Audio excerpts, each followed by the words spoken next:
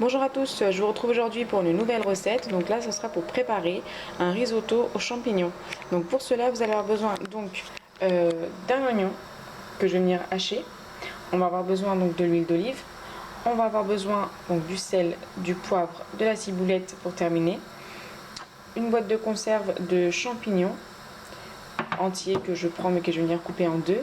Après, vous pouvez très bien utiliser des cèpes ou même les champignons frais. Bouillon de mouton que moi j'utilise, mais vous pouvez très bien utiliser un bouillon de légumes ou de volaille. Et donc là, on va avoir besoin donc d'un sachet de risotto. Moi j'utilise cela, il est très bien parce qu'il est crémeux et franchement il est vraiment très simple à utiliser aussi. Et donc en attendant, je suis en train de faire revenir dans de l'eau donc mon fameux bouillon de mouton. J'ai rajouté un seul cube et donc voilà, j'attends que ça bouillisse bien et que ça puisse être prêt pour préparer notre risotto. Donc là, dans un premier temps, je fais revenir l'oignon haché dans de l'huile d'olive, dans un filet d'huile d'olive, un peu moins même d'un filet d'huile d'olive. Et on va pas le faire revenir pour qu'il soit coloré, c'est vraiment juste pour que l'oignon devienne translucide. On va faire demain après avec le risotto une fois qu'on l'aura mis avec. Mais là pour l'instant je le fais juste revenir légèrement. Et donc je vais rajouter dans la foulée les champignons. Donc là voilà, je viens d'ajouter les champignons que j'ai donc coupés en deux. Et pareil, je les fais revenir légèrement avec l'oignon avant de pouvoir ajouter donc le risotto. Pour le risotto, je vais utiliser qu'un seul volume. Donc là je viens d'ajouter donc le risotto. Pareil, je le laisse revenir, continue à mélanger de manière à ce qu'en fait le risotto pareil devienne translucide. Donc avec l'aide de l'oignon, de l'huile d'olive et des champignons. Et attention, il faudra compter quand même une cuisson de 15 à 18 minutes, en tout cas pour le sachet que moi j'ai pris, tout en rajoutant au fur et à mesure donc, le bouillon qu'on a préparé juste avant. Donc il faut être patient. Donc après avoir mélangé pendant au moins 3 à 5 minutes, donc là je vais venir rajouter 2 louches de mon bouillon de légumes.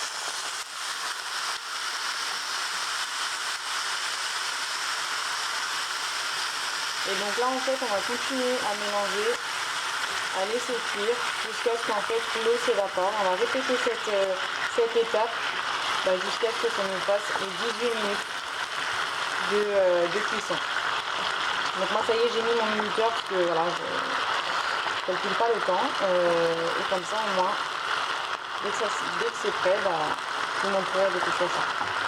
Voilà, dès que vous voyez qu'il n'y a plus d'eau, hop, vous rajoutez encore 2 louches de bouillon.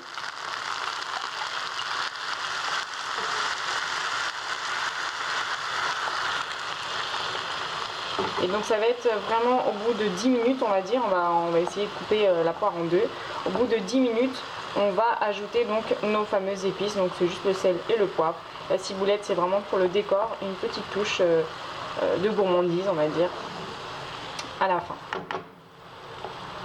Donc on est toujours là à feu moyen. Donc là, au bout de 10 minutes, je viens d'ajouter donc le sel et le poivre. C'est l'équivalent d'une demi-cuillère à café pour chacun.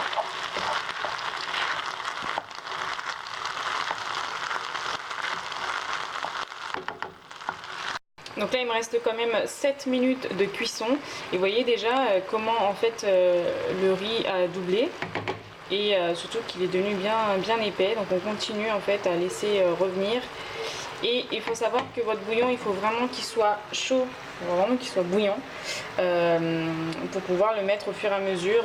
Vous aurez une cuisson vraiment plus rapide et tendre aussi. Voilà, donc au bout de 18 minutes le risotto est prêt. Pour regarder si le riz est cuit, simple astuce. Moi ce que je fais c'est que voilà, je vais venir écraser le riz et voilà, vous voyez, ça se coupe facilement. Donc là ça y est, je vais venir donc éteindre le feu et notre risotto est prêt. Vous pouvez voir si vous voyez bien qu'il reste quand même bien crémeux. Et donc voilà, on n'a pas utilisé la totalité du bouillon, mais vous pouvez toujours le conserver pour d'autres préparations. Donc voilà, là en tout cas, le risotto est prêt, ça sent super bon. Et donc, terminé avec la ciboulette. Voilà, donc là, j'ajoute la petite ciboulette, c'est pour donner une petite touche de couleur et comme je vous disais, de gourmandise. J'espère que cette recette vous aura plu. En tout cas, la gamme de risotto que j'utilise, le paquet que j'utilise est vraiment super. Comme je l'ai dit, ça donne un risotto crémeux et savoureux. Donc voilà, n'hésitez pas à liker, commenter et partager. Dites-moi ce que vous en pensez. Dites-moi si vous avez déjà essayé ce risotto de cette manière-là ou ce paquet. N'oubliez pas donc de vous abonner si ce n'est toujours pas fait. En tout cas, je vous dis à très bientôt pour une nouvelle recette.